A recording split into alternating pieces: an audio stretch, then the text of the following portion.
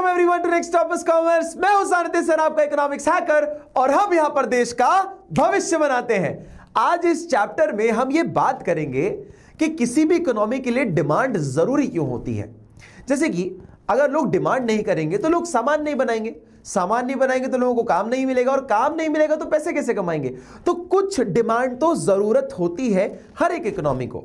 लेकिन मान लीजिए आपकी जो रिक्वायर्ड डिमांड है, जो आपकी जरूरत है, उससे अगर आप ज्यादा डिमांड करने लग गए तो, या उससे अगर आप कम डिमांड करने लग गए तो इकोनॉमी का क्या होगा। इस चैप्टर में हम वो सारी बातें सीखेंगे। लेकिन आपको इस वीडियो के पहले यह जानना जरूरी है कि ये 3 चैप्टर का कंटिन्यूएशन है। पहला चैप्टर एग्रीगेट डिमांड, दूसरा चैप्टर इनकम डिटर्मिनेशन, और तीसरा एक्सेस डिमांड और डेफिसिट डिमांड। इनको पढ़ना भी इसी की सीक्वेंस में चाहिए। जब आप इन तीनों चैप्टर को पढ़ते हैं तो आपको एक ऐसा यूनिट तैयार होता है जो कि आपको 12 मार्क्स देता है। मतलब ये यूनिट आपका सबसे ज्यादा वेटेज रखता है मैक्रो इकोनॉमिक्स में।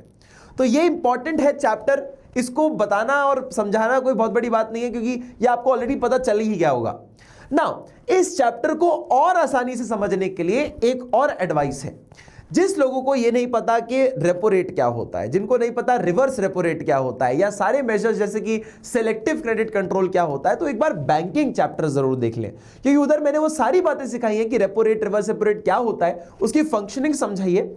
जब आप इधर आओगे ना, वो सारे कॉन्सेप्ट यहां पे यूज होते हैं और उसका इंपैक्ट आपको पता चलता है कि यहां पर ये कैसे इंपैक्ट कर रही है इकोनॉमी को, डिमांड को कैसे इंपैक्ट कर रही है। तो आप अगर वो देख चुके हैं तो आपको ये चैप्टर बहुत ही आसानी से समझ आ जाएगा और चंद मिनटों में चैप्टर खत्म भी हो जाएगा। तो इस वीडियो को जरूर लाइक करना, शेयर करना, and without any time waste let's start this channel. देखो चैनल ही सॉरी चैप्टर।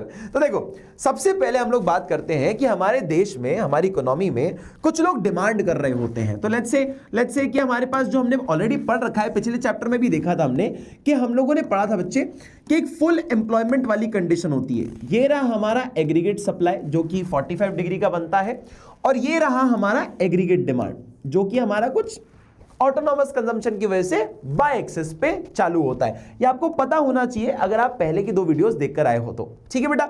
अब ये है हमारा इक्विलिब्रियम पॉइंट, जिसको अचीव करने के लिए हम लोग पूरा ही कॉन्सेप्ट पढ़ते हैं।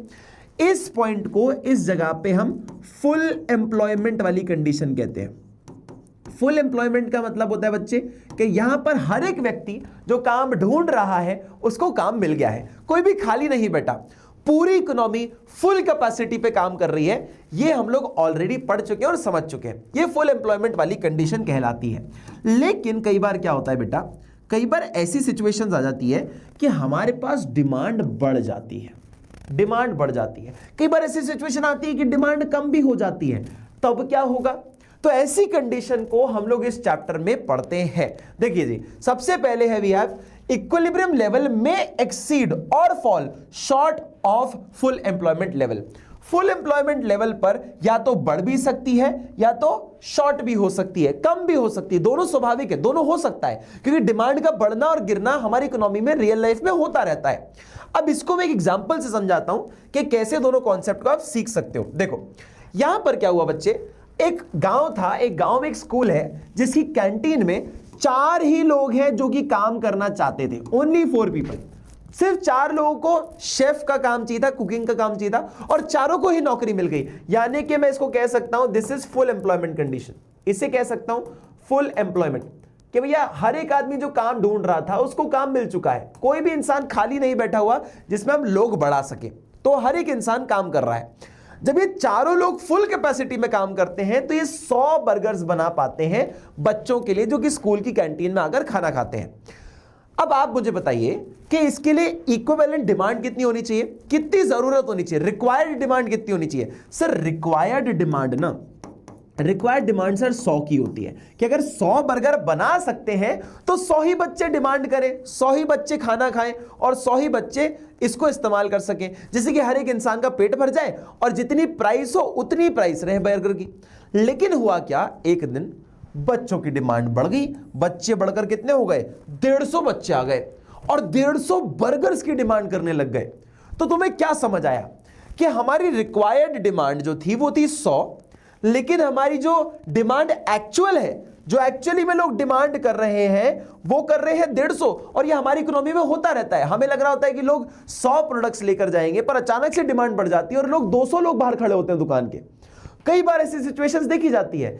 इस सिचुएशन को हम कहते हैं बेटा एक्सेस डिमांड, यानी कि सप्लाई के कंपैरिजन में हमारी डिमांड हद से ज्यादा बढ़ गई। अब आप कह रहे होगे सर कि हम 150 बच्चों के लिए अगर डिमांड 50 बर्गर से बढ़ चुकी है तो हम कुछ लोग बढ़ा लेते ना, हम 2 लोग और ले आते हैं कि अगर एक आदमी 25 बर्गर बनाता होगा तो 2 लोग और ले आते हैं। बट एक चीज याद रखना, we are already working on full capacity, हम फुल कैपेसिटी पे काम कर रहे हैं। तो एक चीज ये हो सकती है, एक कंडीशन आपको सीखनी पड़ेगी, that we can't increase the output, यानी कि हम प्रोडक्शन नहीं बढ़ा सकते क्योंकि ऑलरेडी सब लोग काम कर रहे हैं, फुल कैपेसिटी पे काम कर रहे हैं। दूसरा, अगर प्रोडक्शन नहीं बढ़ सकता, क्योंकि प्रोडक्शन इसलिए नहीं बढ़ सकता क्योंकि लोग नहीं ला सकते हम ज्यादा, दैट मींस एम्प्लॉयमेंट भी नहीं बढ़ सकता, एम्प्लॉयमेंट भी नहीं बढ़ सकता। सर अगर मान लीजिए प्रोडक्शन भी नहीं हो रहा है और लोग नहीं आ रहे, इस वजह से प्रोडक्शन नहीं हो रहा है, तो होगा क्या फिर सर? सिंपल सी बात है, बर्गर के प्राइसेस बढ़ जाएंगे। जब 150 लोग दुकान के बाहर खड़े हों और आपके पास 100 ही प्रोडक्ट्स हों तो प्रोडक्ट्स की प्राइसेस बढ़ जाती है, जिसे हम इन्फ्लेशन कहते हैं। क्या कहते हैं बेटा? इन्फ्लेशन। यानी कि हमारे पास क्या होगा बच्चे? इन्फ्लेशन हो जाएगा, इन्फ्लेशन हो जाएगा, प्राइसेस बढ़ जाएंगी, general price levels will rise, जिसको हम जनरल प्राइस लेवल्स भी कहते हैं, जनरल प्राइस लेवल्स ये बढ़ जाएंगे। सर इसको हम ग्राफ में कैसे शो करेंगे? तो ग्राफ में इसको हम बहुत आसानी से शो कर सकते हैं। देखिए कैसा होता है, ये हमारे पास नॉर्मली डिमांड थी, ये हमारे पास एक नॉर्मली, जैसे हम नॉर्मल बनाते थे, हमारा equilibrium point, Y axis, X axis 0, ये रहा हमारा एग्रीगेट सप्लाई और ये रहा हमारा एग्रीगेट डिमांड। ठीक है, अब मान लीजिए सरकार ने खर्चा ज्यादा कर दिया या कुछ इन्वेस्टमेंट्स कर दिए, जिस वजह से हुआ क्या? डिमांड बढ़ गई। कैसे बढ़ गई बेटा? देखो हमारी डिमांड बढ़ गई और हो गई ये एग्रीगेट डिमांड बढ़ गई। जैसे कि मान लीजिए कंजम्पशन और इन्वेस्टमेंट इतना था, यहां पे कंजम्पशन, इन्वेस्टमेंट और एडिशनल इन्वेस्टमेंट बढ़ गया, जिस वजह से डिमांड बढ़ गई। तो आपको क्या दिखेगा? ये इक्विलिब्रियम पॉइंट से आपको ये दिखेगा कि यहां पर ये जो गैप दिख रहा है, this is known as inflationary gap. इसे क्या कहते हैं हम लोग बेटा? Inflationary gap. यानी कि इतनी डिमांड बढ़ गई है, एक्चुअल डिमांड इतनी है और रिक्वायर्ड डिमांड इतनी है। ये फुल एम्प्लॉयमेंट पे है, दिस इज फुल एम्प्लॉयमेंट, कि यहां पे हर एक व्यक्ति काम कर रहा है, तो हम हमारा प्रोडक्शन भी नहीं बढ़ा सकते ना नौकरियां और दे सकते हैं। हर एक व्यक्ति जिसको काम करना था उसके पास काम है, कोई खाली बैठा ही नहीं है, तो आप कैसे बढ़ा सकते हो? तो सिर्फ महंगाई बढ़ेगी और कुछ नहीं होगा। This is what we were trying to understand. Excess demand का पूरा कॉन्सेप्ट क्या होता है तुम ऑलरेडी समझ गए। Excess demand refers to a situation when aggregate demand AD is more than aggregate supply, यानी कि aggregate demand जो है वो ज्यादा है aggregate supply से, इसे हम excess demand कहते हैं। Corresponding to full employment level, full employment level पर ऐसा होता है तब हम इसको excess demand मानते हैं। यानी कि ये देखो आपके पास मैंने अभी दिखाया था ना कि ये आपका required demand है, ये आपकी actual demand है, ये गैप बढ़ गया जो, इसे हम inflationary गैप कहते हैं बेटा। क्या कहते हैं?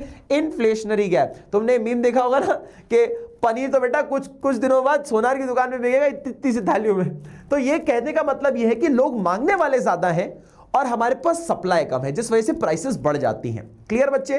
कोई दिक्कत, कोई परेशानी? फर्दर रीडिंग्स आप कर सकते हो बाय द वे, जैसे कि इधर लिखा भी है, इन्फ्लेशनरी गैप का मतलब होता है, inflationary gap refers to gap by which actual demand exceeds than the aggregate demand. देखो रिक्वायर्ड एग्रीगेट डिमांड से, एग्रीगेट डिमांड रिक्वायर्ड, ये रिक्वायर्ड है और ये एक्चुअल है। रिक्वायर्ड से एग्रीगेट डिमांड जो एक्चुअल है वो ज्यादा है, that is why it is inflationary gap. इसे इन्फ्लेशन कहते हैं कि जरूरत से ज्यादा मांग रहे हो। ठीक है, चलो जी, अब इसका रीजन क्या होता है, क्यों हो जाती है ये सिचुएशन?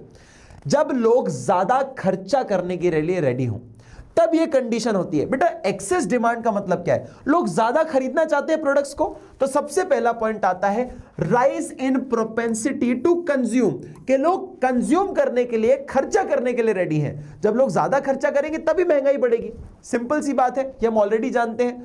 दूसरा पॉइंट, रिडक्शन इन टैक्सेस। मैं इसका एग्जांपल देता हूं, चलिए। तो देखो, आपकी इनकम है मान लीजिए 10 लाख रुपए, आप 10 लाख रुपए कमाते हैं, लेकिन सरकार बोलती है अगर आप कमाते हो तो थोड़ा सा हमें भी दे दो भाई। तो आप 3 लाख रुपए उन्हें टैक्स के फॉर्म में दे देते हैं, दैट इज 30%। आप 30% अपनी इनकम का उनको टैक्स दे देते हैं मान लीजिए, ठीक है। आपके हाथ में जो बचकर आता है वो है 7 लाख रुपए। तो आप मुझे बताइए आप खर्चा किसके अनुसार करेंगे? आपके हाथ में अगर 7 लाख रुपए है तो खर्चा भी 7 लाख के अनुसार ही होगा, उसी से रिलेटेड होगा बेटा, ठीक है।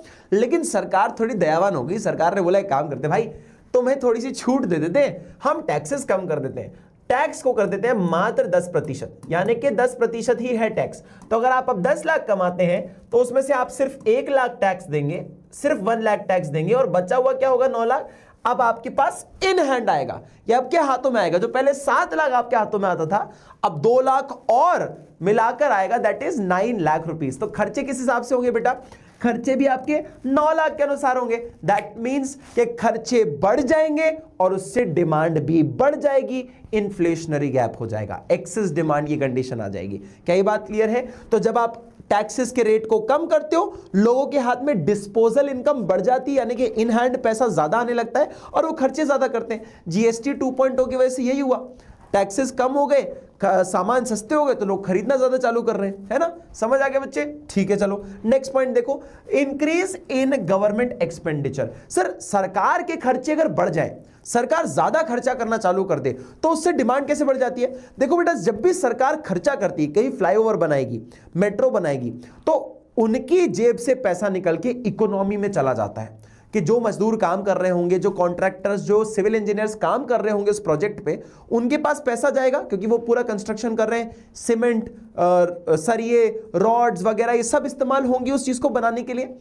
इनके पास पैसा जाएगा। और ये सब कौन लोग हैं? ये सब इकोनॉमी के लोग हैं। तो इकोनॉमी में पैसा बढ़ जाता है, और पैसा बढ़ गया यानी कि खर्चे ज्यादा होंगे, इन्फ्लेशनरी गैप। मतलब बेसिकली कह सकते हो आप कि जब भी लोगों के हाथ में पैसा ज्यादा आता है तब वो खर्चा ज्यादा करते हैं, और ज्यादा खर्चा करते हैं तो महंगाई बढ़ जाती है। सिंपल कॉन्सेप्ट यही चल रहा है यहां पे, ठीक है। दूसरी बात, इंक्रीज इन इन्वेस्टमेंट। सर इसको कैसे रिलेट करें? देखो सिंपल सी बात है, इन्वेस्टमेंट कब लोग ज्यादा करते हैं? जब लोन सस्ता मिले। जब लोन सस्ता मिले कि लोन का ब्याज अगर कम है तो लोग क्या कर रहे हैं? ज्यादा इन्वेस्ट कर रहे हैं। और इन्वेस्टमेंट क्या होता है? वो भी खर्चा ही होता है एक तरह का, और खर्चा ज्यादा कर रहे हो डिमांड बढ़ जाएगी। तो जब भी आपको घर का लोन बहुत सस्ता मिलेगा या बिजनेस करने के लिए लोन बहुत सस्ता मिल रहा है तो आप ऑटोमेटिकली खर्चा ज्यादा कर रहे हैं, डिमांड बढ़ रही है। कहीं ना कहीं सारे के सारे रीजंस हैं जिससे कि डिमांड बढ़ती ही बढ़ती है बेटा, ठीक है। दूसरी बात आता है फॉल इन इंपोर्ट्स। इंपोर्ट्स के कम होने से सर हमारे देश में कैसे प्राइसेस बढ़ जाती है? बेटा अगर आपने बाहर से सामान नहीं बुलवाया, जैसे मान लीजिए आपके पास 2 ऑप्शन है, या तो आप JBL के स्पीकर्स मंगा लीजिए या आप बोट के स्पीकर्स ले लीजिए। आप अगर JBL के स्पीकर बाहर से नहीं मंगवा रहे तो आप अपनी इकोनॉमी में, अपने देश में डिमांड ज्यादा कर रहे हो। हमारे देश की प्रोडक्ट्स की डिमांड ज्यादा बढ़ जाएगी, और डिमांड बढ़ेगी तो महंगाई बढ़ जाएगी। सिंपल सेम वही कंसेप्ट है बेटा, ठीक है। दूसरा आपका राइज इन एक्सपोर्ट्स। हमने अभी इंपोर्ट कम करे थे पर एक्सपोर्ट बढ़ा दिए। मैं कोई भी सामान इंडिया से बाहर बेचूंगा तो मेरे हाथ में पैसा ज्यादा आएगा। मैं एक इंडियन बिजनेसमैन हूं जिसका पूरा काम बाहर के लिए है। मैं यूएस में सप्लाई करता हूं अपने प्रोडक्ट्स, मैं यूरोप में करता हूं, मैं एशिया की दूसरे कंट्रीज में करता हूं, मैं अफ्रीका में सप्लाई करता हूं अपने प्रोडक्ट्स, और मेरा बहुत बड़ा कारोबार है।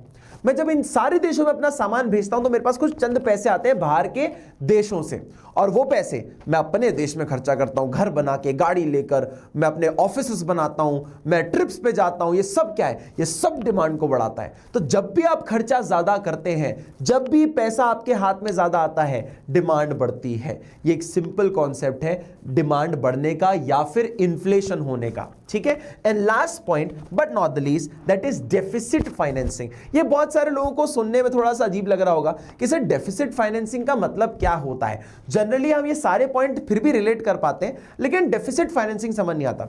अगर आपने ये चीज थोड़ी सी पढ़ी हो आपके गवर्नमेंट बजट टॉपिक में, है ना, या फिर आपने देखा होगा गवर्नमेंट बजट टॉपिक में कि जब हमारे खर्चे ज्यादा हो जाते हैं और इनकम कम हो जाती है, जैसे कि मान लीजिए सरकार ने खर्चे कर दिए 100 करोड़ के खर्चे किए सरकार ने, 100 करोड़ के खर्चे कर दिए सरकार ने, ठीक है। गवर्नमेंट ने स्पेंड किया 100 करोड़ रुपए, लेकिन अर्न किया मात्र 80 करोड़ रुपए, 80 करोड़ रुपए अगर उन्होंने कमाए हैं और 100 करोड़ रुपए खर्चा कर दिए, तो सर ये 20 करोड़ कहां गए? जो डिफरेंस इसका 20 करोड़ है, जिसे हम फिस्कल डेफिसिट भी कहते हैं, इसको फिस्कल डेफिसिट भी कहते हैं ना, फिस्कल डेफिसिट को अगर हम देखें तो सर इसका क्या होता है? इसको 20 करोड़ को ला के कहां से पे करते हैं? या तो ये उधारी लेते हैं, या तो ये बोरो कर लेते हैं कि भैया किसी से उधार मांग लो 20 करोड़ अगर तुम्हारे पास नहीं है तो, या तो ये डेफिसिट फाइनेंसिंग कर लेते हैं। डीएफ लिख देता हूं यहां पे। डेफिसिट फाइनेंसिंग का मतलब है अपनी खुद की मशीन है दोस्त, नए नोट छाप लो, 20 करोड़ के नोट छाप लो। कभी भी ये फीजिबल ऑप्शन नहीं माना जाता, वैसे बहुत गलत माना जाता है क्योंकि इससे महंगाई बढ़ती है, ये मैंने उधर भी बताया था। डेफिसिट फाइनेंसिंग का मतलब यही होता है कि अगर नोट कम पड़ रहे हैं, खुद की मशीन है छाप लो। लेकिन ये आपका इधर एक और जो सवाल अगर बचपन का होगा कि सर अगर हमारे देश में गरीबी मिटानी हो और मैं सरकार होता तो मैं सारे गरीबों को नोट छाप छाप के दे देता। लेकिन बेटा सारे गरीबों को अगर नोट छाप कर दोगे तो हर एक आदमी के पास परचेजिंग पावर बढ़ जाएगी, हर आदमी डिमांड करेगा। जो 5 लाख की गाड़ी पहले कोई नहीं ले पा रहा था, बहुत कम लोग ले पा रहे थे, आज सबके पास 5 लाख रुपए होंगे तो सब वो गाड़ी खरीदने के लिए रेडी हो जाएंगे। तो उस गाड़ी की प्राइस 5 नहीं 10 लाख हो जाएगी, या 20 लाख हो जाएगी, या 15 लाख हो जाएगी। तो समझ रहे हो, जब भी हर किसी के पास पैसा आ जाता है, जब आपने पैसा ज्यादा प्रिंट कर दिया तो मनी सप्लाई बढ़ गई, इकोनॉमी में पैसा ज्यादा प्रिंट हो गया। पहले 80 करोड़ घूम रहा था हमारी इकोनॉमी में, अब 100 करोड़ घूमेगा। लोगों के हाथ में पैसा ज्यादा है, खर्चा करेंगे, डिमांड बढ़ जाएगी, इन्फ्लेशन बढ़ जाएगा, महंगाई बढ़ जाएगी। बहुत सिंपल पॉइंट्स है, बहुत सिंपल पॉइंट्स है। ये कुछ सिंपल पॉइंट्स रीजन होते हैं कि क्यों डिमांड बढ़ जाती है, ठीक है। लेकिन उसके साथ बेटा, उसके साथ ये जो मैंने इंपैक्ट तुम्हें बताया है, इसका इंपैक्ट क्या होता है? आउटपुट पर क्या इंपैक्ट होता है? बेटा आप प्रोडक्शन बढ़ा नहीं सकते क्योंकि एम्प्लॉयमेंट नहीं बढ़ रहा है, तो एम्प्लॉयमेंट भी नहीं बढ़ेगा। इसमें no change in employment and does not affect the production. ना आउटपुट चेंज होगा ना एम्प्लॉयमेंट चेंज होगा। लेकिन अगर आप सामान बढ़ा नहीं पा रहे और डिमांड बहुत ज्यादा है तो क्या होगा? सर महंगाई बढ़ जाएगी, इन्फ्लेशन हो जाएगा। क्या हो जाएगा बेटा? इन्फ्लेशन हो जाएगा, महंगाई बढ़ जाएगी। ये एक बेसिक कॉन्सेप्ट है, फटाक से एक बार इसका स्क्रीनशॉट ले लो। चलिए बेटा जी, अब समझते हैं दूसरा केस। देखो सेम वही स्कूल है, सेम वही लोग काम कर रहे हैं, उतना ही सामान बनाते हैं। देखो जब ये 4 लोग काम ढूंढ रहे थे और चारों को काम मिल गया, तो मैंने आपको जैसे थोड़ी देर पहले बताया था, इसे हम फुल एम्प्लॉयमेंट वाली कंडीशन कहते हैं। जितने लोग काम ढूंढ रहे थे सबको काम मिल चुका है। 4 लोग काम ढूंढ रहे थे, 4 लोगों को मिल गया। ये वही कैंटीन है, यहां पर बच्चे आ गए, ठीक है। ये 4 लोग मिलकर 100 बर्गर बना रहे थे, यानी कि एग्रीगेट सप्लाई आपका 100 है। लेकिन इस बार क्या हुआ? अचानक से डिमांड कम हो गई। अब बच्चे तो कम हो गए और कम बच्चे कम बर्गर्स की डिमांड कर रहे हैं, यानी कि एग्रीगेट डिमांड जो आपका रिक्वायर्ड है वो आपका था 100 एग्रीगेट डिमांड आपका रिक्वायर्ड है। ये रिक्वायर्ड एग्रीगेट डिमांड है, दैट इज 100, क्योंकि 100 बर्गर के अनुसार 100 आपकी डिमांड होनी चाहिए। लेकिन हुआ क्या? बच्चे कम आए और उन्होंने डिमांड कम कर दी। वो सिर्फ 80 बर्गर्स की डिमांड कर रहे हैं, 80 बच्चे। तो इस केस में होगा क्या? हमारे पास इतने शेफ की जरूरत ही नहीं है। जब हमारी पास सप्लाई ज्यादा है और डिमांड कम है, तो एक काम करो, इस भाई को छुट्टी दे दो, इस भाई को निकाल दो, जिसे हम इनवॉलेंटरी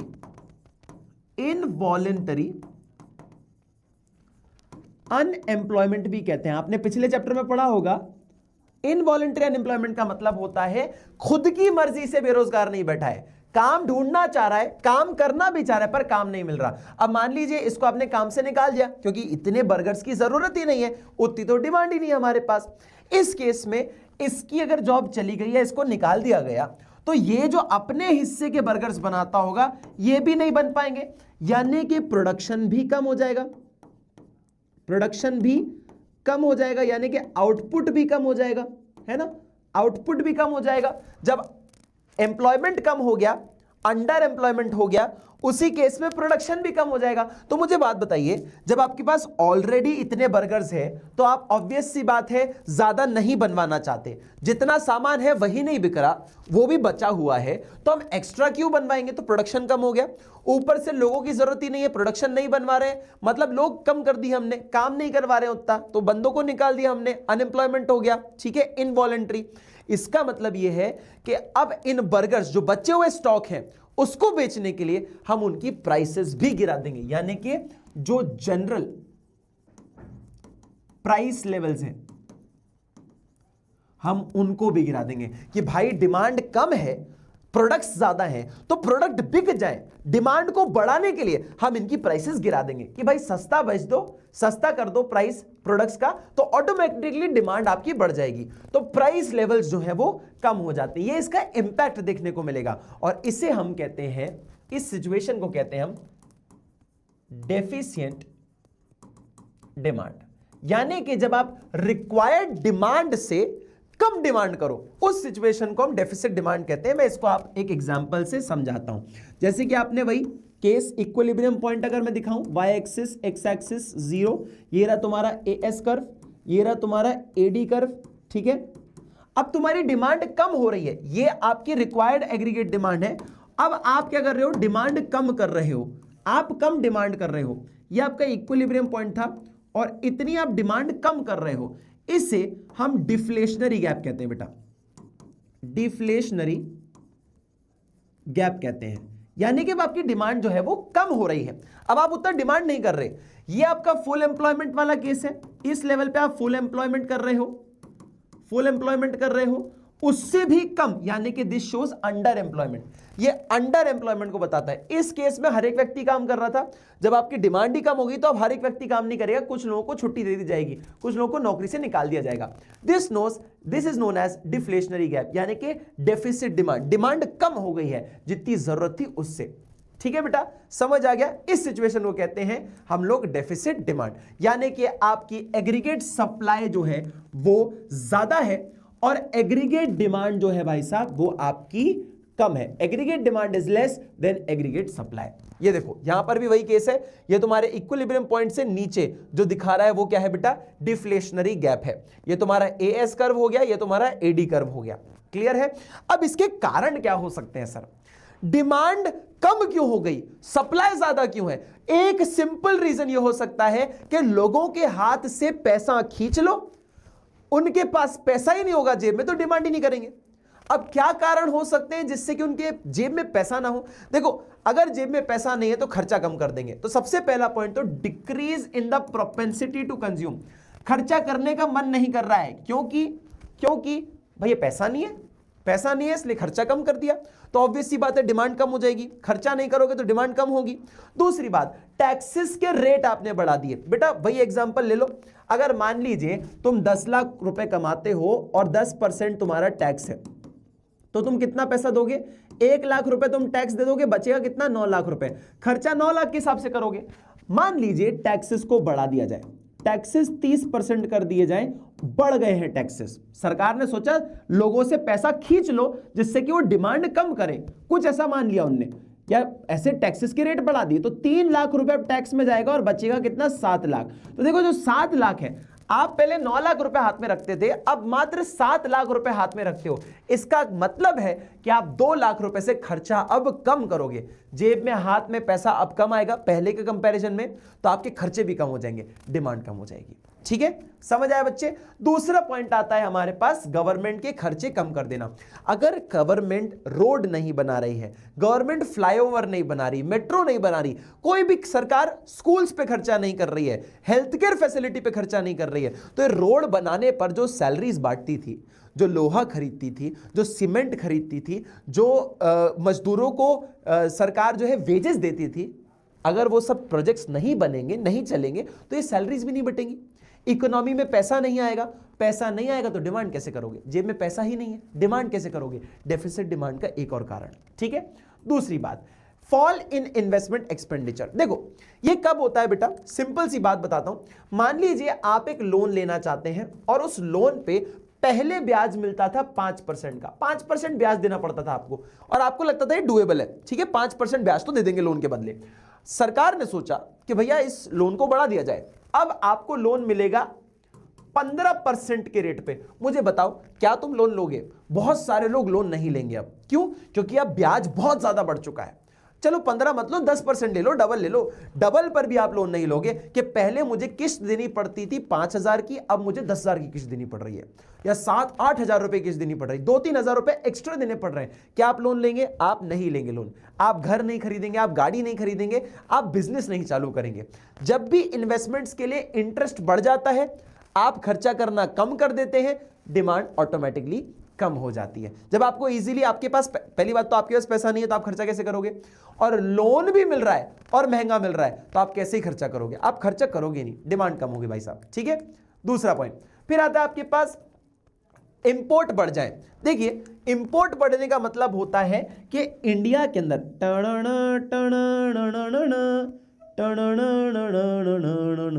ये देखो, ये रहा इंडिया बेटा।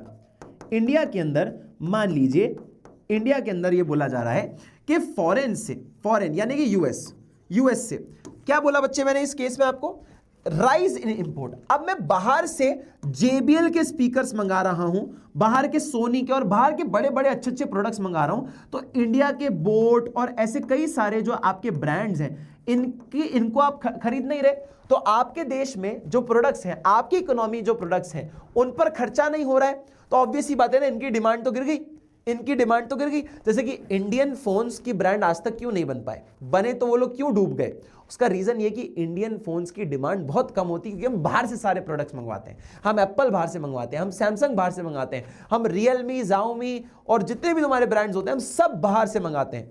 इंडियन ब्रांड्स को नहीं प्रमोट करते, ना लावा प्रमोट किया, ना दूसरे जो लाइफ वाइफ और ये जियो वाले जितने भी फोन थे ये सब हमने प्रमोट नहीं किए, इनकी डिमांड हमने नहीं रखी, क्योंकि हम सारे बाहर से मंगाते थे। देखो क्या डेफिसिट डिमांड है ही नहीं, क्योंकि आप बाहर से मंगा रहे हो सामान को। इसका उल्टा केस, अगर एक्सपोर्ट्स अगर गिर जाए, आप कोई भी सामान बाहर बेच रहे हो और वो बिक ही नहीं रहा है, तो ऑब्वियस सी बात है इस सिनेरियो में आपको बाहर से पैसा नहीं मिलेगा। आपने बाहर यूएस में सामान बेचा, आपने यूरोप में बेचा, बिका ही नहीं, आप एक्सपोर्ट ही नहीं कर पाए, सारा का सारा प्रोडक्ट वापस आ गया, इनकम कुछ भी नहीं हुई, आपके जेब में पैसा नहीं है, डिमांड नहीं करोगे। तो ले दे के आप जो बात यहां पर सीखे, आप यही सीखे कि या तो आदमी के हाथ में जेब में पैसा ना हो, दूसरा लोन भी अगर ले रहा हो तो लोन महंगा पड़े, उस केस में इंसान डिमांड नहीं करता है। इसी को हम डेफिसिट डिमांड कहते हैं। जितनी डिमांड की जरूरत थी उससे कम डिमांड हो गई है। ठीक है, इस केस में मैंने तुम्हें क्या बताया, प्रोडक्शन तुम्हारा कम हो जाएगा। ठीक है, प्रोडक्शन कम हो जाएगा, planned output will fall, planned output आपका कम हो जाएगा, प्रोडक्शन कम हो जाएगा, एम्प्लॉयमेंट जो है वो भी गिर जाएगा, that is causes of involuntary unemployment. और दूसरा जनरल प्राइस लेवल्स क्या होंगे बच्चे, जनरल प्राइस लेवल्स भी गिर जाएंगे, मतलब कोई भी प्रोडक्ट होगा उसकी प्राइसेस गिर जाएंगी जिससे कि वो बिके, क्योंकि कोई भी सामान बिक नहीं रहा है हमारी इकोनॉमी में। ठीक है बेटा, ये इन दोनों का मेजर रीजन था। आई होप कि आपको अच्छे से समझ आ गया होगा। अब दोनों के बीच में एक डिफरेंस है, ये डिफरेंस आप खुद पढ़ सकते हैं, तो मैं इसका एक स्क्रीनशॉट लेने को बोलूंगा। जनरली देखो सिंपल बातें हैं, इन्फ्लेशनरी गैप एक्सेस डिमांड में आता है, डिफ्लेशनरी गैप भाई साहब डेफिसिट डिमांड में आता है। ठीक है, सिंपल सी बात है।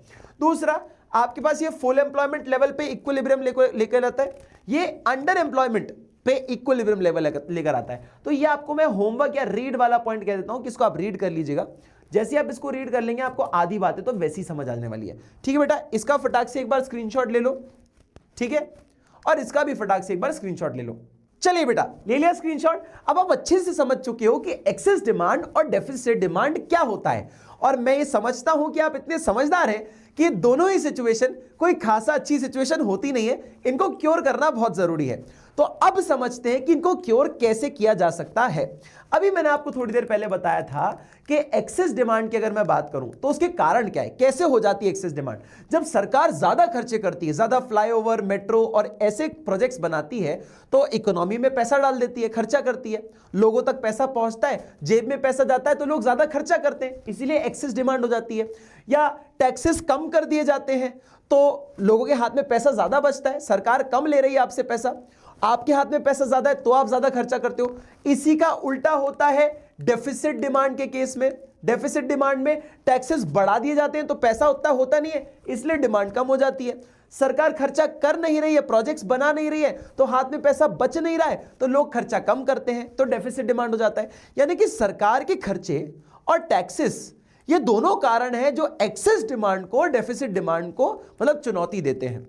तो सबसे पहले अगर कंट्रोल करना हुआ तो क्या करना चाहिए, मतलब गैस लेने वाली कोई बात भी नहीं, इतना एम्फेसिस किया है मैंने, तो इसमें कोई जोक वाली बात थोड़ी हो। ये सबसे पहली चीज तो सरकार के जो खर्चे हैं उनको कंट्रोल करो। ठीक है, अकॉर्डिंग टू योर नीड्स, कि एक्सेस डिमांड है तो खर्चे उस हिसाब से स्पेंड करो, मतलब उस हिसाब से आपके खर्चे होने चाहिए। और डेफिसिट डिमांड है तो उस हिसाब से आपके खर्चे होने चाहिए कि अगर डिमांड कम है तो सरकार को बोलो खर्चे ज्यादा करे, लोगों तक पैसा आएगा, डिमांड बढ़ जाएगी। अगर मान लो डिमांड हद से ज्यादा लोग कर रहे हैं क्योंकि सबके हाथ में पैसा है, सरकार को बोलो खर्चा ना करे, अपने आप डिमांड कम हो जाएगी। ठीक है। दूसरा केस टैक्सेस को चेंज करो भाई। अगर आपके यहां पे टैक्सेस बहुत ही ज्यादा कम है तो लोगों के हाथ में पैसा ज्यादा बन रहा है तो ज्यादा खर्चा कर रहे हैं, एक्सेस डिमांड का केस है। टैक्स बढ़ा दो, अपने आप कंट्रोल हो जाएगा। उसका ऑपोजिट, टैक्स कम कर दो तो लोग अपने आप डिमांड बढ़ा देंगे, डेफिसिट डिमांड के केस में। ठीक है। तो ये दो मेजर होते हैं जिससे आप इसको क्योर कर सकते हो। लेकिन तीसरा मेजर जो है, जिसके लिए मैंने आपको वीडियो के स्टार्टिंग में बोला था कि बैंकिंग चैप्टर आना जरूरी है, वो होता है हमारा जो आरबीआई में पढ़ा था कि मनी सप्लाई जो है ना वो आप चेंज कर लीजिए और क्रेडिट अवेलेबिलिटी आप चेंज कर लीजिए। यानी कि bank rate, repo rate, reverse repo rate, open market operation, legal reserve requirements, marginal requirement, moral suasion, selective credit control, ये सब यहां पर इंपैक्ट करते हैं। ठीक है। एक एक करके बताता हूं तो थोड़ा ध्यान से सुनिएगा। देखिए, हमें दो सिचुएशंस को क्योर करना है। एक है हमारे पास एक्सेस डिमांड, हमें इसे क्योर करना है, और दूसरा है डेफिसिट डिमांड, जिसे हमें क्योर करना है। तो मैं ये सोच रहा हूं कि मैं आपको ये दोनों को एक साथ ही समझाते जाता हूं तो कंफ्यूज मत होना। ठीक है। चलो जी, अब इसका बेसिक मुद्दा क्या होना चाहिए? देखो, दोनों के बेसिक मुद्दे ऐसे होने चाहिए भैया। एक्सेस डिमांड के केस में और डेफिसिट डिमांड के केस में हमें क्या करना होता है, बेसिक कॉन्सेप्ट समझना। जब एक्सेस डिमांड हो तो आपको एक काम ये करना पड़ता है कि लोगों के हाथ में ऑलरेडी बहुत पैसा है, इसलिए लोग ज्यादा खर्चा कर रहे हैं, इसलिए डिमांड बढ़ गई है। तो ये जो हमारी इकोनॉमी होती है ना, इकोनॉमी, यहां पे आपको दो चीजों का ध्यान रखना है। इकोनॉमी में मनी सप्लाई जो है, हमारा उद्देश्य है कि इधर मनी सप्लाई हो जाए कम। जब पैसा कम घूमेगा इकोनॉमी में तो लोग खर्चा कम कर देंगे, हद से ज्यादा डिमांड कंट्रोल हो जाएगी। पहला पॉइंट। दूसरा पॉइंट, जो क्रेडिट है, क्रेडिट यानी कि उसकी जो अवेलेबिलिटी है कि कितना आसानी से लोन मिल जाता है। The availability of credit, short में लिख देता हूं, अवेलेबिलिटी ऑफ क्रेडिट। अवेलेबिलिटी जो है क्रेडिट की, यानी कि लोन जो आसानी से मिल जाता है वो भी कम मिलना चाहिए, आसानी से ना मिले, अब मुश्किल से लोन मिले। इंटरेस्ट रेट बढ़ा दो, अपने आप मुश्किल हो गया लोन लेना। वही 5% की ब्याज की जगह 15% लेने लग जाओगे तो लोन अपने आप मुश्किल हो जाएगा लेना। ये तरीके से भी आप लोगों का परचेजिंग पावर कम कर सकते हो, तो डिमांड अपने आप कंट्रोल हो जाएगी। इसी का उल्टा यहां पर करना होता है। जब डिमांड है ही नहीं इकोनॉमी में, लोगों के पास पैसा है ही नहीं इकोनॉमी में, तो आप इसकी डिमांड कैसे बढ़ा सकते हो? भाई हमारी इकोनॉमी में पैसा इंजेक्ट कर दो, पैसा ले आओ, मनी सप्लाई बढ़ा दो। जब ऑलरेडी पैसा आ जाएगा तो लोग अपने आप खर्चा करना चालू कर देंगे। भाई पैसा आना होना जरूरी है, खर्चा तो आसानी से हो जाता है। ठीक है। दूसरी बात, अवेलेबिलिटी ऑफ क्रेडिट। बेटा आपके पास अगर लोन बहुत ही सस्ता मिल जाए, जैसे कि फोन आपको 0% ब्याज पर मिल जाए, क्या आप 1 लाख रुपए का फोन लेना चाहते हो तो आपको इस पर कोई ब्याज नहीं देना, 1 लाख रुपए ही टुकड़ों में बैंक को लौटा देना, हर व्यक्ति लेने लग जाएगा। पर वहीं पे अगर मैं बोलूं कि तो 1 लाख के फोन के लोन के बदले तुम्हें 1,20,000 रुपए पे करने पड़ेंगे, तो बहुत लोग पीछे हट जाएंगे कि नहीं भैया रहने दो, इतना तो पे नहीं करना, मुझे 20,000 एक्स्ट्रा नहीं पे करूंगा। तो लोन की अवेलेबिलिटी भी बढ़ा दो, आसानी से सस्ते दाम पर लोन दो, तो ऑटोमेटिकली जो डिमांड आपकी काफी कम है वो डिमांड भी आपकी बढ़ जाएगी। तो जब डिमांड ज्यादा होती है, जब लोगों के हाथ में पैसा ज्यादा है, पैसा खींच लो, लोन मत दो। दूसरा, जब डिमांड है ही नहीं तो भैया लोन सस्ते रेटों पे दो, अच्छे से लोन सबको मिल जाए, ऐसी अवेलेबिलिटी कर दो। और दूसरा, पैसा बढ़ा दो इकोनॉमी में, ऑटोमेटिकली चीजें सॉल्व हो जाएंगी। ठीक है बेटा, इसी कॉन्सेप्ट को ध्यान में रख के हमें सारे कॉन्सेप्ट को लेकर चलना है। ठीक है। अब आप ये बताइए कि अगर एक्सेस डिमांड है, लोगों के हाथ में ऑलरेडी पैसा है, तो पहला, सरकार के खर्चे कैसे होने चाहिए? सरकार खर्चे ज्यादा करे या कम करे? सर, इसको क्योर करने के लिए सबसे पहले सरकार को अपने खर्चों को कंट्रोल करना चाहिए, यानी कि डिक्रीज इन गवर्नमेंट एक्सपेंडिचर। सरकार जब अपने खर्चे कम कर देगी, जब वो रोड ना बनाए या स्कूल्स पे ज्यादा खर्चा ना करे, हेल्थ केयर पे ज्यादा खर्चा ना करे, या मतलब बेसिकली सरकार अपने खर्चे अगर कम कर दे, इकोनॉमी में पैसा उतना जाएगा नहीं, अपने आप एक्सेस डिमांड कंट्रोल हो जाएगी। दूसरा पॉइंट, बेटा अगर मैं टैक्सेस बढ़ा दूं, इंक्रीज टैक्सेस, अगर मैं टैक्सेस बढ़ा दूं तो मुझे बताइए लोगों के हाथ में पैसा कम बचेगा कि ज्यादा बचेगा? सर ऑब्वियस सी बात है, टैक्स बढ़ाने पर आदमी के हाथ में पैसा कम बचता है, तो वो खर्चे क्या कर पाएगा? उतने नहीं कर पाएगा। तो टैक्स बढ़ाने से आदमी के पास पैसा ही नहीं होगा तो खर्चे कैसे करेगा? एक्सेस डिमांड कंट्रोल हो जाएगी। क्या ये 2 पॉइंट आपको क्लियर है? ठीक है जी। इसी का उल्टा यहां करना होगा, सिंपल, क्योंकि यहां पे तो हमें मनी सप्लाई बढ़ाना है, यहां मनी सप्लाई कम करना है। देखो क्या हो रहा है, मनी सप्लाई यहां पर कम हो रहा है, यहां पर मनी सप्लाई बढ़ रहा है। यही तो हमें कॉन्सेप्ट याद रखना है। देखो सरकार, अगर डिमांड है ही नहीं इकोनॉमी में, पैसा लाओ इकोनॉमी में, अपने आप डिमांड बढ़ जाएगी। इंक्रीज गवर्नमेंट के खर्चे, गवर्नमेंट को बोलो भैया रोड वोड बनाए, अच्छी खासी एक्सपेंडिचर करे भाई साहब। जब सरकार खर्चा करेगी अपनी तिजोरी में से पैसा निकाल के, इकोनॉमी में पैसा आएगा, अपने आप खर्चा करना चालू कर देंगे, डिमांड बढ़ जाएगी। दूसरा, टैक्सेस को कम कर दो, रिड्यूस टैक्सेस। जब आदमी पैसा कम लेगा, मतलब सरकार जब पैसा कम लेगी तो लोगों के हाथ में पैसा ज्यादा बचेगा, वो डिमांड ज्यादा करेंगे, डेफिसिट डिमांड की कंडीशन सॉल्व हो जाएगी। एक बहुत अच्छी चीज और सिखाता हूं, इससे हम फिस्कल पॉलिसी कहते हैं। फिस्कल पॉलिसी का मतलब होता है, मैं इधर लिख देता हूं शॉर्ट में, वैसे ये फिस्कल पॉलिसी के मेजर्स होते हैं। फिस्कल पॉलिसी का मतलब होता है सरकार के खर्चे और सरकार की इनकम यानी कि टैक्सेस। सरकार को इनकम टैक्सेस से होती है, और सरकार के खर्चे यानी कि वही स्कूल वूल वाले, जो भी रोड बनाने वाले खर्चे हैं, इसके मेजर्स को अगर कंट्रोल किया जाए तो इसे फिस्कल पॉलिसी कहा जाता है। ठीक है, लेकिन वहीं पर अगर आप बैंक आरबीआई की मदद से कोई काम करते हैं, जैसे कि रेपो रेट को चेंज कर देना, रिवर्स रेपो रेट को चेंज कर देना, या ऐसे कोई भी बैंक रेट को चेंज कर देना, उसे हम मॉनेटरी पॉलिसी कहते हैं, यानी कि RBI is related for it. ठीक है, देखो अब होना क्या चाहिए एक्सेस डिमांड के केस में। अब हमारे पास ना बेटा दूसरा सिचुएशन आता है, इधर तक हमारे कॉमन सिचुएशंस थी, अब हमारे पास दूसरा सिचुएशन आता है। और क्या मेजर्स होते हैं? एक कहलाते हैं क्वांटिटेटिव। चलो मैं थोड़ा दूसरा कलर यूज करता हूं, तुम्हारे लिए थोड़ा मजा आएगा तुम्हें देखने में भी। ठीक है, ये हमारे पास क्वांटिटेटिव इंस्ट्रूमेंट्स। ठीक है, now what are the quantitative instruments? सबसे पहले क्वांटिटेटिव यानी कि जो नंबर्स के चेंज होने से मनी सप्लाई को चेंज कर दे। सबसे पहला आता है repo rate. Now what is repo rate? Repo rate ले लो या बैंक रेट ले लो, क्या होते हैं ये? मैंने तुम्हें ऑलरेडी बता रखा है। रेपो रेट मतलब वो रेट होता है जहां पर कमर्शियल बैंक लोन लेता है आरबीआई से, और आरबीआई को जो ब्याज देता है, जो परसेंट ब्याज देता है, उस परसेंटेज ब्याज को ही हम रेपो रेट कहते हैं। कि जितना परसेंट कमर्शियल बैंक को पे करना पड़ेगा आरबीआई को, उस रेट को, उस इंटरेस्ट को ही हम रेपो रेट कहते हैं। ये आपको पता होगा। ये शॉर्ट टर्म लोन होता है रेपो रेट, और ये लॉन्ग टर्म लोन होता है बैंक रेट। अब मुझे एक बात बताइए, मैंने आपको ऑलरेडी सिखा रखा है वैसे ये बात, तो कोई ऐसी बड़ी बात नहीं है। अगर कमर्शियल बैंक को, आरबीआई को रेपो रेट यानी कि जो ब्याज है रेपो रेट अगर ज्यादा देना पड़े तो ऑब्वियस सी बात है कि इसको किस्तें ज्यादा देनी पड़ेंगी, इसको इंटरेस्ट ज्यादा देना पड़ रहा है, तो इसका नुकसान हो रहा है। तो कमर्शियल बैंक क्या करेगा? तुमसे और हमसे, जो आम जनता है इकोनॉमी में, हमसे भी क्या करेगा बेटा?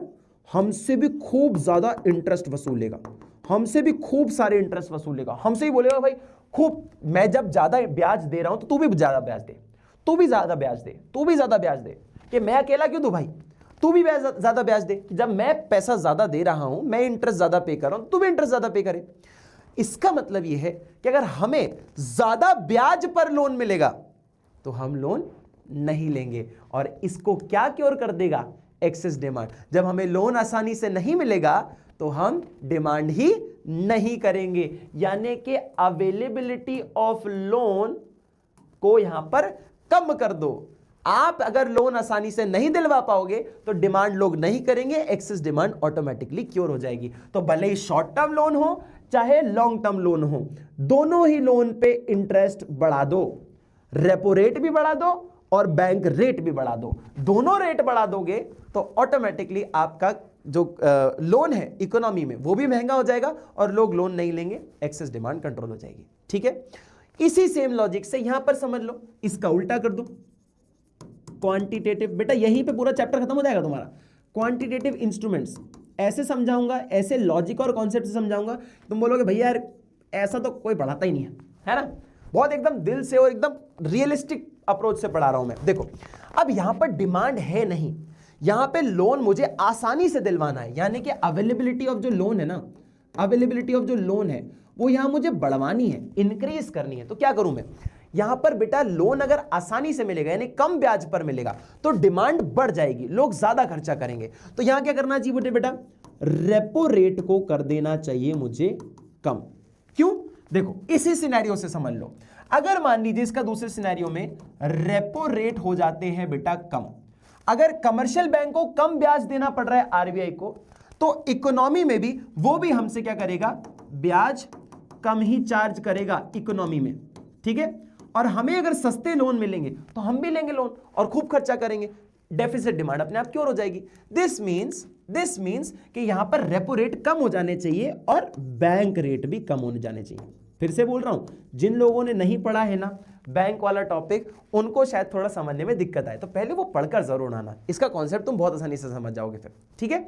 अब आता है रिवर्स रेपो रेट। बहुत सारे लोगों को लगता है सर रिवर्स रेपो रेट तो इनका उल्टा होगा, क्योंकि इस बार अब आरबीआई ब्याज देता है कमर्शियल बैंक को। रिवर्स रेपो रेट, अब मेरी बात को एक बार और ध्यान से सुनना। देखो मैं यहां पे आपको एक और एग्जांपल से बताता हूं। देखो यहां पे सिनेरियो उल्टा हो जाता है, आरबीआई जो होता है ना वो कमर्शियल बैंक को इंटरेस्ट पे करता है, जिसे हम रिवर्स रेपो रेट कहते हैं, ठीक है। कमर्शियल बैंक क्यों आरबीआई के पास पैसा रखता है, आरबीआई ना इसको एक ऐसा इंसेंटिव देता है, एक ऐसे लॉलीपॉप पकड़ाता है कि सुन पहले तू मेरे पास पैसा रखता था ना तो मैं तुझे 3% ब्याज देता था, 3% ब्याज देता था, जो भी तू मेरे पास पैसे रखते था मैं उसके बदले तेरे को 3% ब्याज देता था, ठीक है। अब कमर्शियल बैंक को बोल रहा है सुन ना, अगर तू चाहता है तो मैं तेरे को अब 4% ब्याज दूंगा अगर तू मेरे पास पैसा रखेगा तो। अब तुम सोचो, ये पहले पैसा लगता था तो इसको 3% ब्याज मिलता था, अब ये क्या सोचेगा कि मेरे को आरबीआई पे करेगा 4% ब्याज, मुझे पैसा ज्यादा मिल रहा है, तो एक काम करता हूं जो मेरे पास और एक्स्ट्रा पैसा पड़ा हुआ है ना वो भी दे देता हूं, वो भी दे देता हूं। तो इसने दे दिया पैसा, रेपो रेट बढ़ाने की वजह से, ये देखो रेपो रेट है ना, तो रेपो रेट बढ़ा दिया, इसने अपना एक्स्ट्रा पैसा सारा आरबीआई के पास रख दिया। तो आरबीआई क्या करेगा, आरबीआई उस पैसे को अपने पास रख लेगा।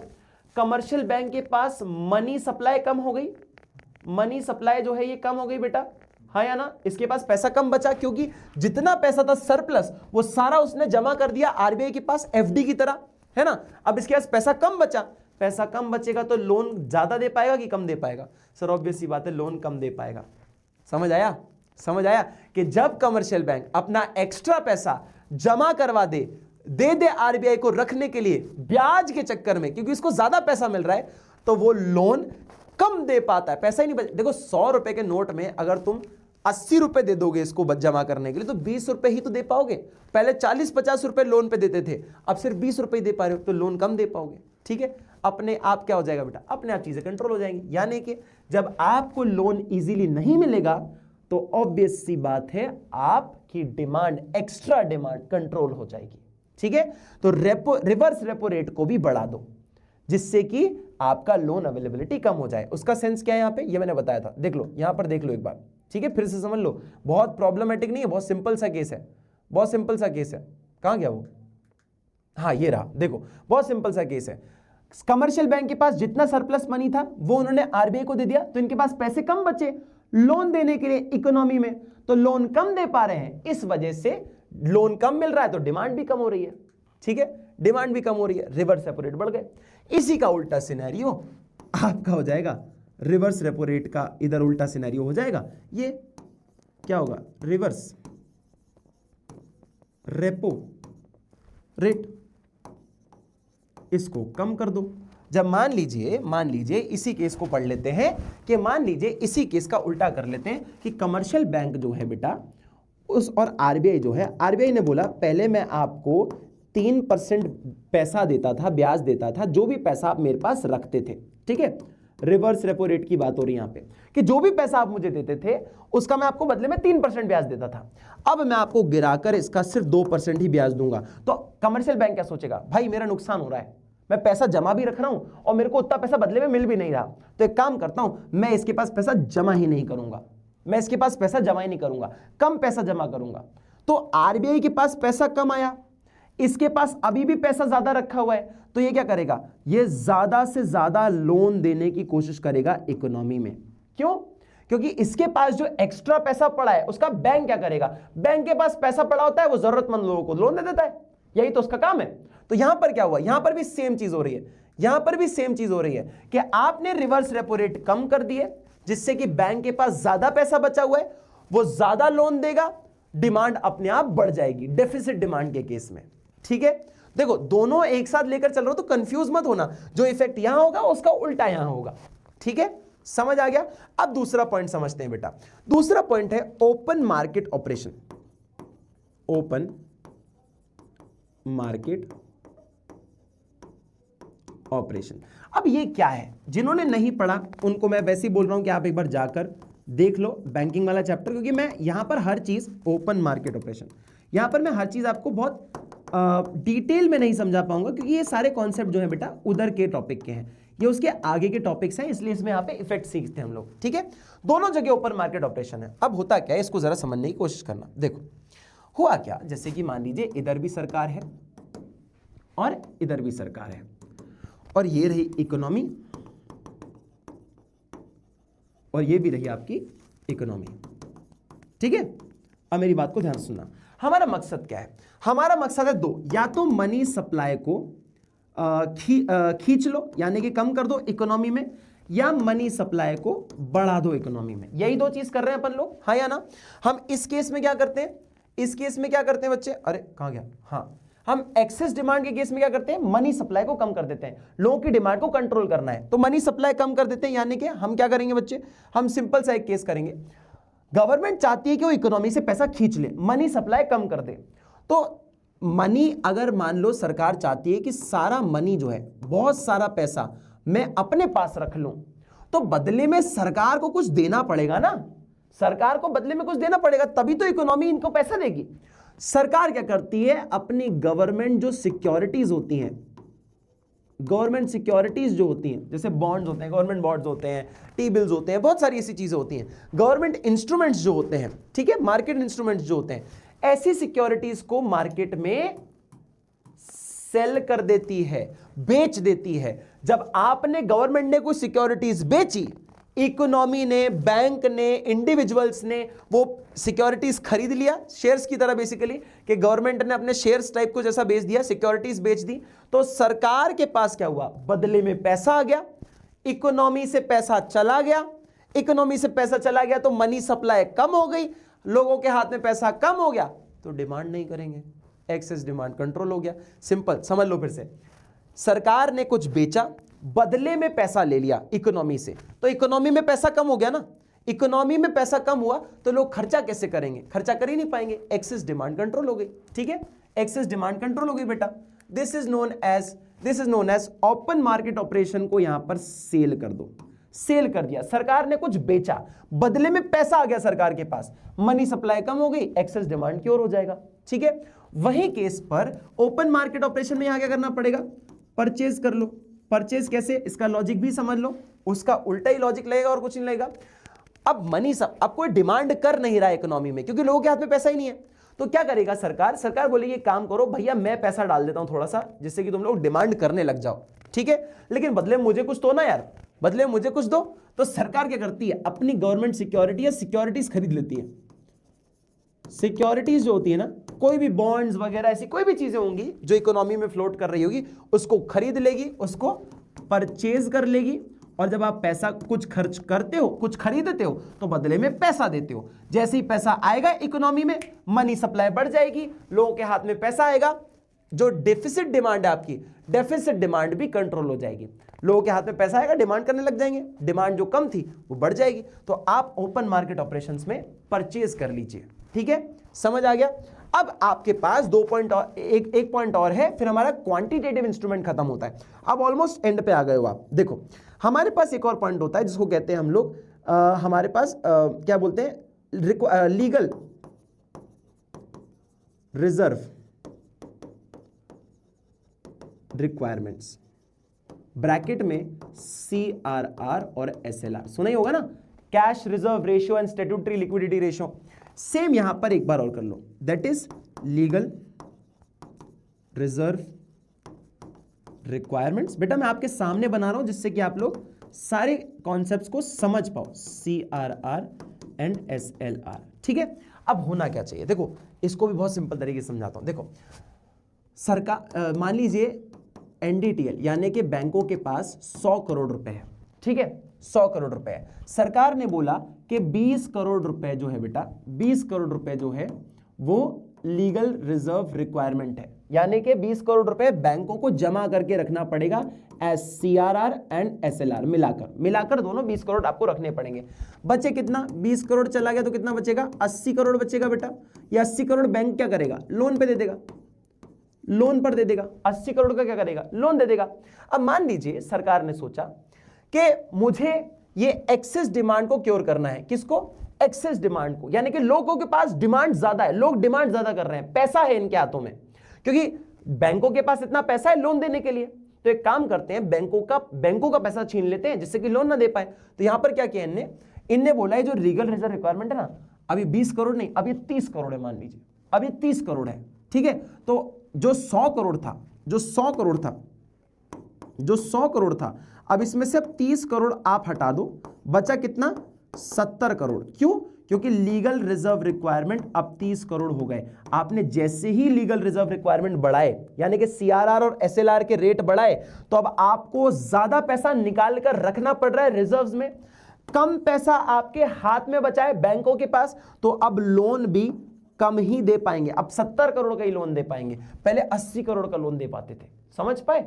10 करोड़ अब आप कम लोन दे पाओगे। इसका मतलब यह है कि अब आप एक्सेस डिमांड को कंट्रोल करने वाले हो। तो लीगल रिजर्व रिक्वायरमेंट्स जैसी आप बढ़ा दोगे तो एक्सेस डिमांड कंट्रोल हो जाएगी, ठीक है, कि बैंकों के पास पैसा ही मत छोड़ो ना कि वो लोन दे पाए। मान लीजिए यही सेम सिनेरियो में इसका उल्टा कर देता हूं कि हमारे पास वही 100 करोड़ थे, जिसमें से 20 करोड़ जो है आपके लीगल रिजर्व रिक्वायरमेंट था, LRR था 20 करोड़, ठीक है, CRR और SLR मिला के कंबाइंड, ठीक है। हुआ क्या, 80 करोड़ आप लोन देते थे, 80 करोड़ का लोन देते थे।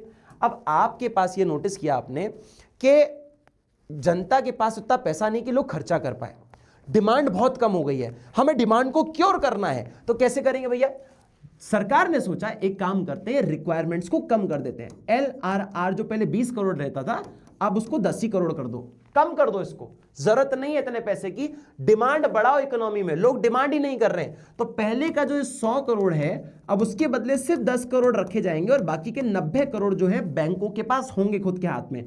जैसे ही बैंकों के पास 90 करोड़ आएगा तो वो सारा का सारा पैसा लोन में दे देंगे, यानी कि अब ज्यादा पैसा वो लोन में दे सकते हैं। ज्यादा लोन मिलेगा, लोग ज्यादा खर्चा करेंगे, ऑब्वियस सी बात है, डेफिसिट डिमांड आपकी क्योर हो जाएगी। यानी कि लीगल रिजर्व रिक्वायरमेंट्स, पैसा जमा कम कराओ जिससे कि बैंक के पास पैसा ज्यादा बचे, वो ज्यादा लोन दे पाए, जो डिमांड कम है वो बढ़ जाएगी, आसानी से लोन मिलने लग गया तो। ठीक है बेटा, समझ आ गया।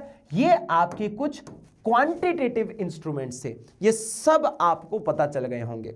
अब एक लास्ट और समझ लीजिए जो कि इस चैप्टर को कंक्लूड करता है, ठीक है, दैट इज क्वालिटेटिव। ये तो बहुत ही सिंपल है, क्वालिटेटिव इंस्ट्रूमेंट्स दोनों ही जगह होता है। बेसिकली आपको कॉन्सेप्ट्स बहुत इजी लग रहे होंगे या नहीं लगे होंगे तो भैया उसका एक रीजन होगा कि आपको ये पता नहीं होगा पहले से क्या होते हैं, इसलिए मैं बोल रहा हूं कि एक बार उसको जाकर जरूर देख लेना अगर आपको नहीं समझ आया तो। ठीक है, देखो वैसे तो मेरे ख्याल से आपको पता ही होगा, ऐसी कोई दिक्कत नहीं है।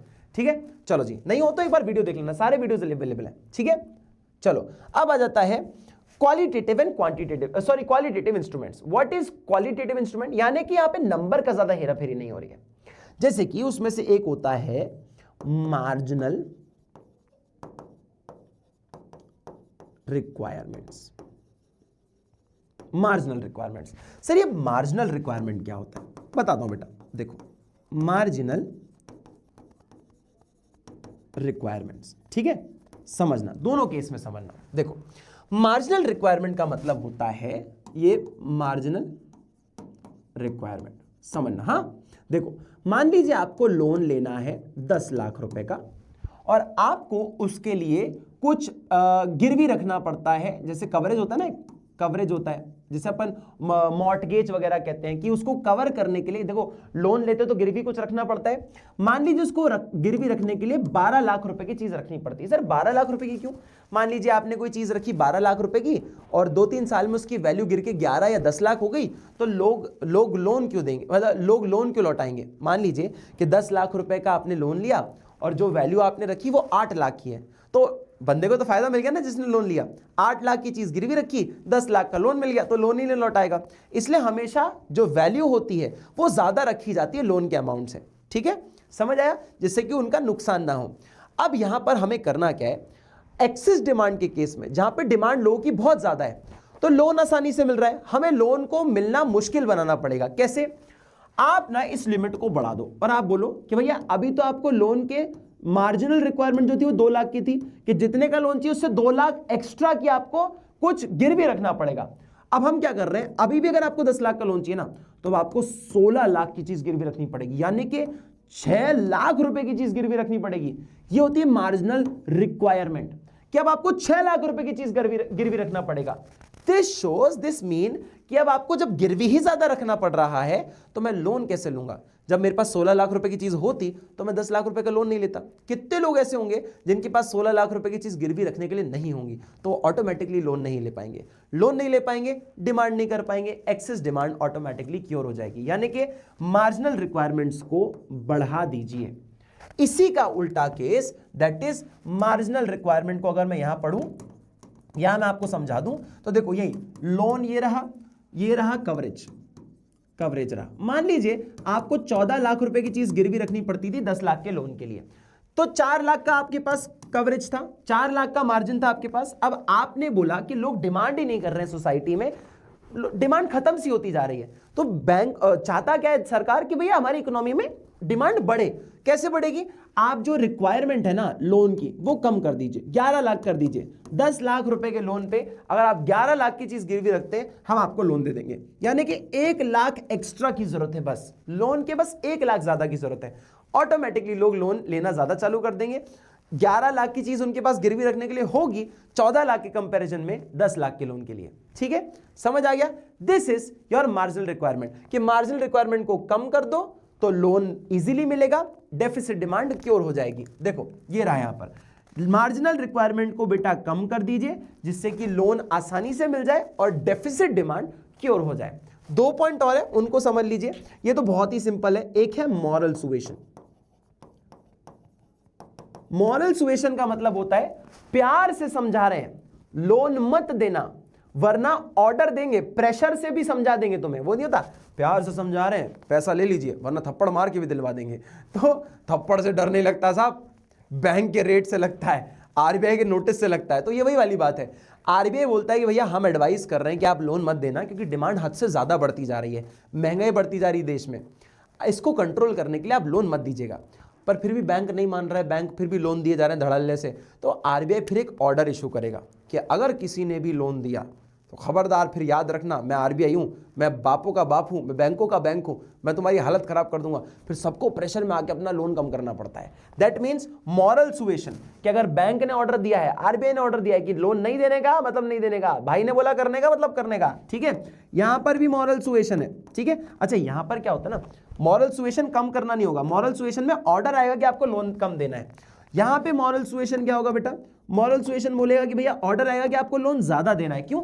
बैंक ने बोला ज्यादा से ज्यादा लोन दो। क्यों? क्योंकि हमारे देश में इकोनॉमी में डिमांड ही नहीं हो रही है, एकदम जो क्राइसिस कंडीशन आने वाली है, कोई खर्चा ही नहीं करने को रेडी है। तो सरकार बोलेगी, आरबीआई बोलेगा कि भैया सुनो आप लोन ज्यादा से ज्यादा दीजिए, मान लीजिए मेरी बात, एडवाइस कर रहे हैं, एडवाइस दे रहा हूं, कर लीजिए। लोन लेने के लिए देने के लिए रेडी नहीं है बैंक वाले, तो फिर वो प्रेशर से भेजेगा, ऑर्डर देगा कि भैया आप लोन देना ही है तुम्हें, तो आपको फिर वो लोन दिलवाता है। ये कुछ कंडीशंस होती है जिससे कि आप इस कंडीशन को क्योर कर सकते हो। And one last point that is selective credit control. इधर भी लिख देता हूं लास्ट पॉइंट इसका पूरा, सेलेक्टिव क्रेडिट कंट्रोल। समझना इसको, हाँ लास्ट पॉइंट है। देखो मान लीजिए ये सिलेक्टिव क्रेडिट कंट्रोल का मतलब क्या होता है, एसएससी, ठीक है। ये रहा आपके पास मोबाइल का मार्केट, ये रहा आपके पास कार का मार्केट, ये रहा आपके पास हॉस्पिटल का, है ना, ये रहा आपके पास एजुकेशन का, ठीक है, ये रहा आपके पास मेकअप का, ठीक है, ये रहा आपके पास घर का, हाउस का। सेम ऐसा सिनेरियो यहां पे क्रिएट कर देता हूं, एससीसी, ठीक है। ये रहा आपके पास घर का मार्केट, ठीक है, ये रहा आपके पास मोबाइल का मार्केट, इंडस्ट्री, है ना, ये रही कार, ये रहा हॉस्पिटल, एजुकेशन, ठीक है, एजुकेशन हो गया, और वन लास्ट इज आपके पास क्या बेटा, मेकअप का, है ना, मेकअप का, ठीक है। ये आपके पास सारे के सारे ऐसे मार्केट आ गए। अब सिलेक्टिव क्रेडिट कंट्रोल क्या कहता है, वो ये बोलता है, सुनो देखो, अगर एक्सेस डिमांड का केस है, एक्सेस डिमांड का केस है, और यहां पर डेफिसिट डिमांड लिख देता हूं, ठीक है। हम यहां पे क्या चाहते हैं कि लोगों को लोन आसानी से ना मिले, हम चाहते हैं लोन मिले ही ना, जिससे कि लोगों की डिमांड ऑटोमेटिकली कंट्रोल हो जाए। जब सरकार ये बोल देगी ना कि सुनो मेकअप के लिए कोई भी लोन नहीं देना चाहिए, मेकअप के लिए लोन इसलिए मत देना क्योंकि भैया कोई जरूरत नहीं है, लड़कियां हमारी ऐसी सुंदर लगती हैं, इनको लोन मत देना मेकअप के लिए, भाई साहब कोई लोन नहीं देना है आपको मेकअप के लिए, ठीक है। एजुकेशन के लिए फिर भी लोन दे देना, जरूरत है भाई साहब, हेल्थ के लिए फिर भी दे देना, कार के लिए तो बिल्कुल मत लोन देना, क्यों भैया पॉल्यूशन बहुत हो रहा है, बिल्कुल ना ना ना ना ना। आपको मोबाइल के लिए भी लोन नहीं देना, भैया इतना लोग बिजी रहते हैं मोबाइल में, रिजल्ट खराब हो जाते हैं, बिल्कुल नहीं देना लोन, बिल्कुल नहीं देना। हाउसेस के लिए भी लोन बिल्कुल मत देना ना, घर नहीं देने, हम घर नहीं होना चाहिए किसी के पास, इतना ज्यादा पैसा नहीं हमारे पास, वैसे ही महंगाई का इतना जमाना है, लोग खर्चा कम कर नहीं रहे अपना, घर वाले के लिए भी लोन मत दो भाई साहब, किसी चीज के लिए लोन मत दो, बस जरूरत की 2 चीजों के लिए लोन दे दो बस, ठीक है। तो आपने सिलेक्टिवली क्रेडिट कंट्रोल किया, किस पे लोन देना है किस पे लोन नहीं देना है, इसे हम कहते हैं सिलेक्टिव क्रेडिट यानी कि लोन कंट्रोल। सिलेक्शन कर रहे हैं किस किस पे लोन दिया जाए। तो एक्सेस डिमांड के केस में आप बहुत सारी जगहों पे लोन देने से इनकार कर देंगे, ठीक है।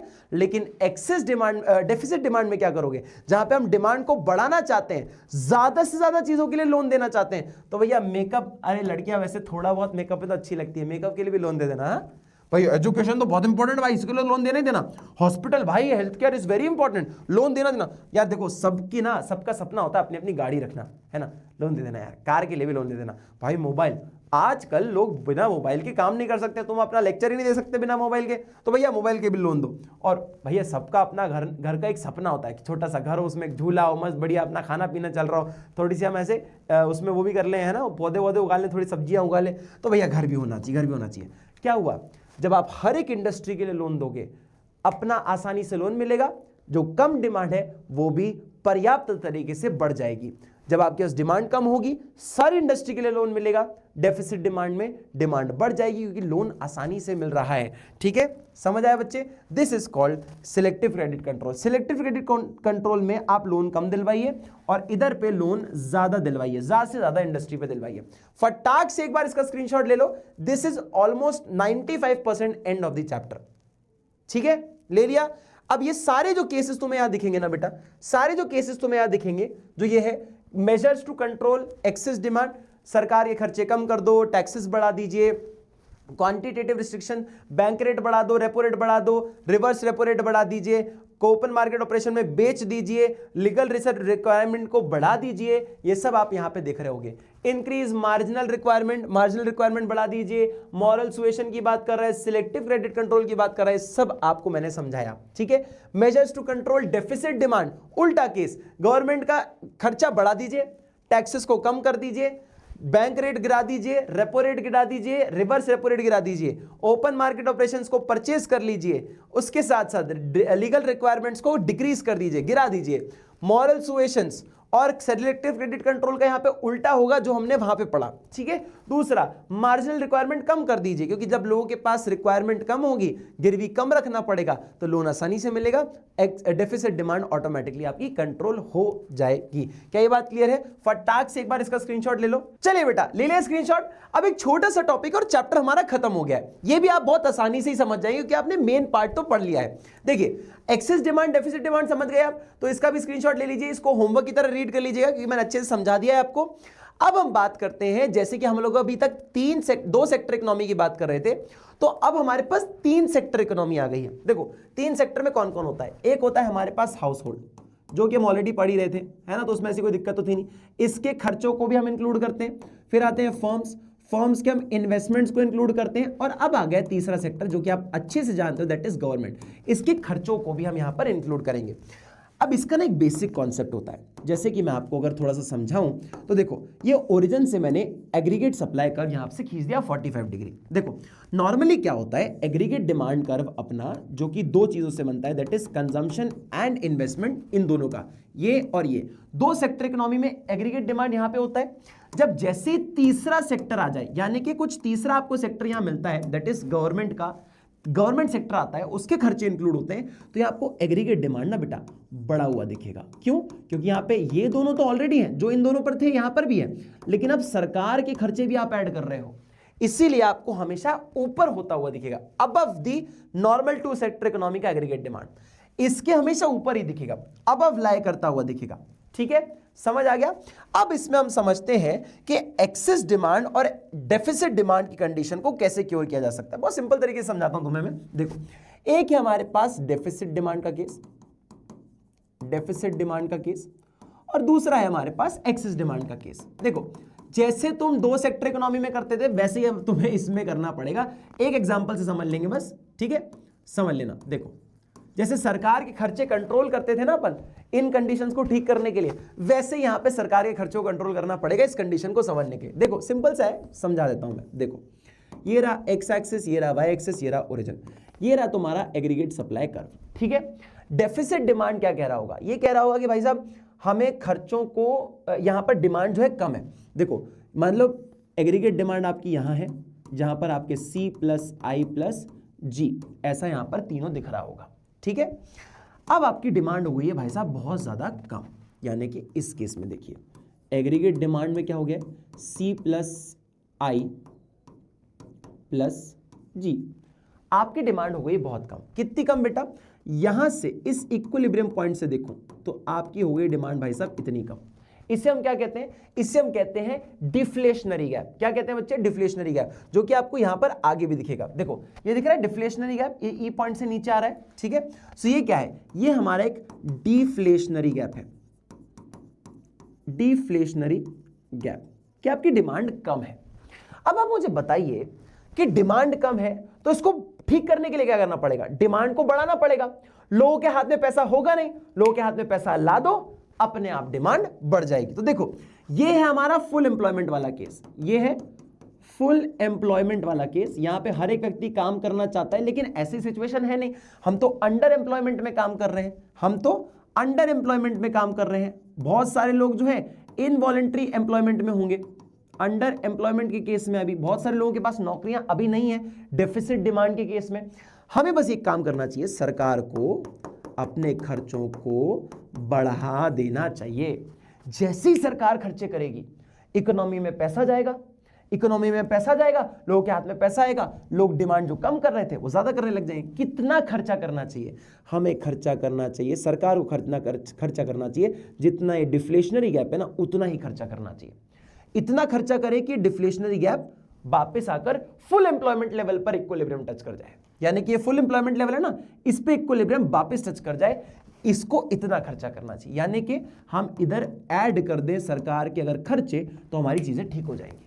ठीक है, ये देखो आगे वाले केस में क्या है, सॉरी इधर नहीं करेंगे, इधर नहीं करेंगे, ऊपर कर देंगे। ऊपर मतलब यहां पर आपको ऐड करने पड़ेंगे सरकार के खर्चे, तभी जाके आप थोड़ा सा ठीक कर सकते हो सिचुएशन को। ठीक है, सरकार को अपने खर्चे बढ़ाने पड़ेंगे। ये देखो लिखा ना, सरकार को अपने खर्चों को बढ़ाना पड़ेगा, इन्वेस्टमेंट्स करने पड़ेंगे कुछ, तभी जाके काम चल पाएगा। देखो क्या लिखा हुआ है, डिफ्लेशनरी गैप को क्योर करने के लिए, ये तो वैसे भी अंडर इक्विलिब्रियम पॉइंट पे है, इसको बढ़ाने के लिए हमें फिस्कल मेजर की मदद लेनी पड़ेगी, यानी कि सरकार को इंक्रीज करने पड़ेंगे अपने खर्चे, इंक्रीज द गवर्नमेंट एक्सपेंडिचर, तभी हम इस कंडीशन को ठीक कर पाएंगे। और फिर क्या होगा? फिर हम फुल एम्प्लॉयमेंट इक्विलिब्रियम पॉइंट ई, यानी कि इस पॉइंट पर आ पाएंगे, जो कि मैंने यहां पे बताया आपको। इस पॉइंट पर आप आ जाओगे, ई पॉइंट पर आ जाओगे खर्चे बढ़ाने पर। ठीक है, सेम वही तो लॉजिक है, कुछ नया लॉजिक थोड़ी है। इसी का उल्टा आपको थोड़ा सा यहां पे करना पड़ेगा। ये रहा एक्स एक्सिस, ये रहा वाई एक्सिस, ये रहा ओरिजिन, यहां से खींच दो एग्रीगेट सप्लाई कर्व। यहां पर आपकी डिमांड ज्यादा है क्योंकि यहां पे मान लीजिए C plus I plus G है।